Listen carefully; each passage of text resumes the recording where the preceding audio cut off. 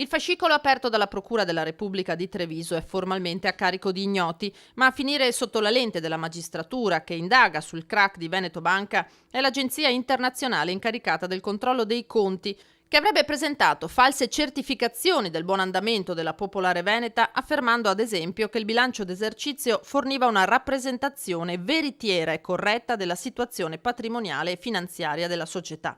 La PricewaterhouseCoopers, una delle 4 principali società di revisione a livello mondiale, con un fatturato annuo di 130 miliardi di dollari, potrebbe dunque essere chiamata a rispondere di falso, perché visto l'epilogo di Veneto Banca, di Popolare di Vicenza, Banca Etruria e Banca Marche, tutte monitorate dall'agenzia americana, qualcosa che non andava nell'operato deve esserci per forza. E così, parallelamente al maxi fascicolo sul crack, la procura trevigiana indaga anche sui revisori dei conti per capire fino a che punto abbiano contribuito alla truffa subita da migliaia di azionisti.